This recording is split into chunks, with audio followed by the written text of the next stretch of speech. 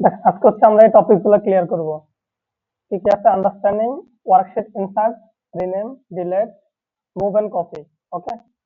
তারপর হচ্ছে rows and column, গুলো বুঝবো ভালো করে। রোজ এন্ড কলাম গুলো ইনসার্ট, রিসাইজ এবং ডিলিট করা শিখবো। তারপরে টেক্সট কিভাবে আমরা মডিফাই করতে পারি, কাস্টমাইজ করতে পারি, এই জিনিসগুলো আমরা কি করবো আজকে কভার করবো। এখন ফার্স্ট অফ অল যে কোনো কিছু তো আমরা কি করতে হয়, যে কোনো একটা এক্সেল ওপেন করতে হয়। নিউ থেকে মাইক্রোসফট এক্সেল, ঠিক আছে। আদারওয়াইজ এটা না, আদারওয়াইজ এই যে এখানে এক্সেল সার্চ করলে এটা চলে আসলে আপনার এক্সেলটা ওপেন হয়ে যাবে, ঠিক আছে। আমরা অলরেডি একটা নিচ্ছি, এই জন্য আমরা ফাইল ক্রিয়েট করে নেই, ঠিক আছে। যে ফাইলটা ক্রিয়েট হবে ওইটাকে বলা হয় কি ওয়ার্ক বুক। ওটাকে কি বলা হয়? ওয়ার্ক বুক। এখন এটা আমার কি একটা ওয়ার্ক বুক, ঠিক আছে। ওয়ার্ক বুকের মধ্যে আমার অনেকগুলো কি থাকে, শিট থাকে। এই যে শিট 1, শিট 2, ঠিক আছে। এখানে আমি যে কোনো একটা কাজ করলাম, আবার এখানে অন্য একটা কাজ করলাম। এখানে যে কোনো স্টুডেন্টের রেজাল্ট শিট তৈরি করলাম,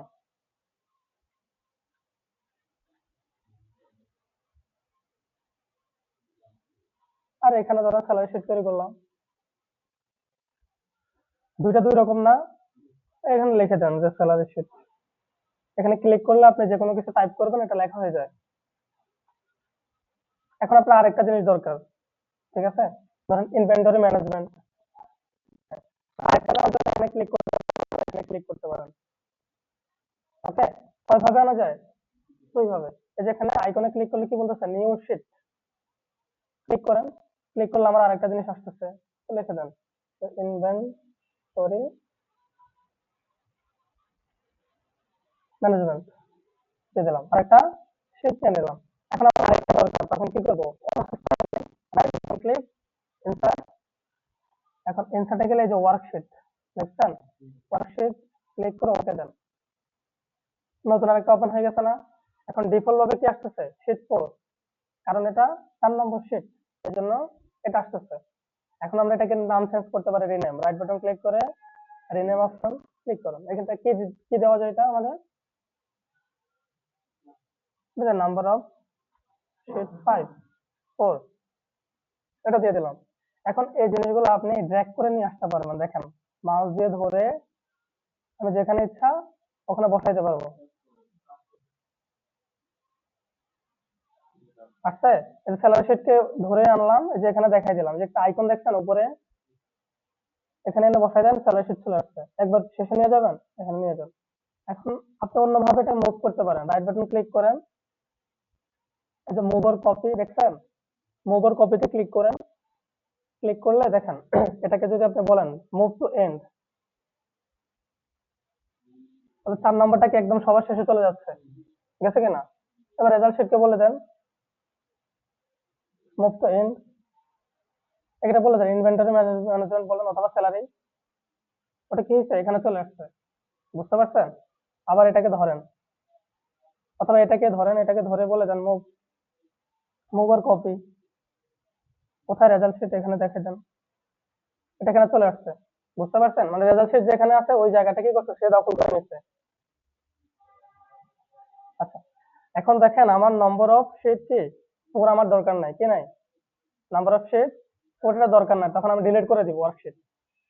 তখন রাইট বাটন ক্লিক করেন, এই যে ডিলিট অপশন, ডিলিটে ক্লিক করলে এটা ডিলিট হয়ে গেছে। এখন শিট আছে আমাদের কয়টা? 2টা, 3টা আছে, হ্যাঁ। এখন দেখেন আমার এখানে কি আছে, একটা স্যালারি শিট লেখা আছে। এখন স্যালারি শিটকে আমি চাচ্ছি কি 2টা করব, কয়টা? 2টা। অথবা এই যে রেজাল্ট শিট আছে, এটাকে আমি কি করব, ডুপ্লিকেট করব। রাইট বাটন ক্লিক করেন, মুভ অর কপি, এই যে ক্রিয়েট আ কপি, মানে আমার এটার একটা কি কপি তৈরি করতে চাই।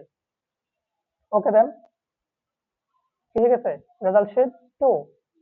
কি হয়েছে, রেজাল্ট শিট 2 হয়েছে। এখন এটাকে আপনি রিনাম করতে পারেন, যে লিখে দেন শেষে ডুপ্লিকেট।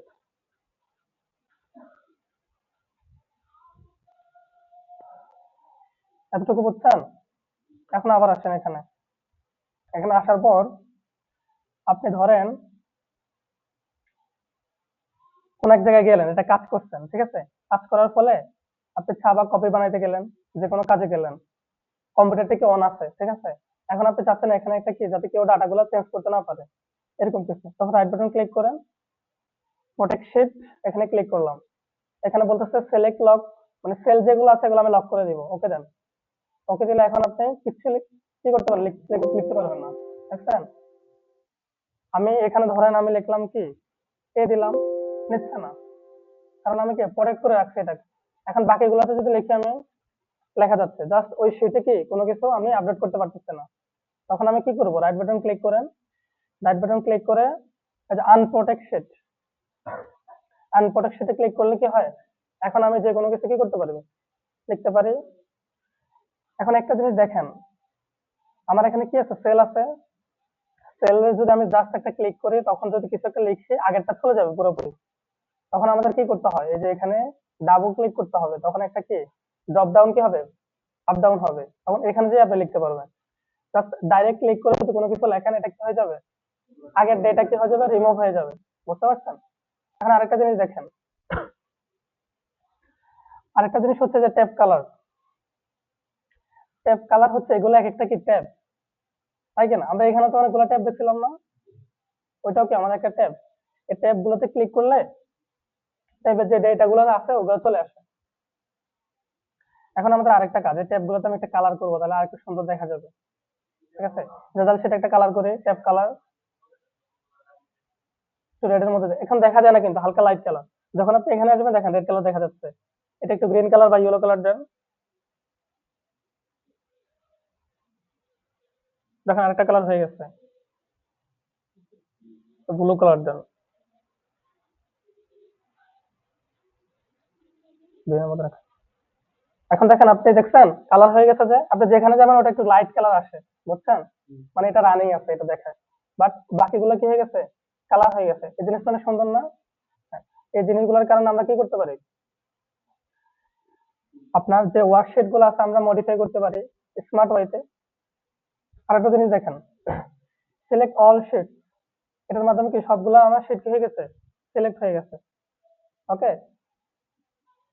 আর আরেকটা জিনিস, আমি যে কোনো শিটকে আমি কি করতে পারি, হাইড করতে পারি। ধরেন আমি এই রেজাল্ট শিটকে আমি হাইড করব, তখন হাইড করে দেন, হাইড হয়ে গেছে। রাইট বাটন ক্লিক করে আনহাইড, কোনটা রেজাল্ট শিটটা আমার কিছু হাইড করা তো দেখাচ্ছে, তখন এটাকে ওকে দিলাম, এটা কি হয়ে গেছে, আনহাইড হয়ে গেছে।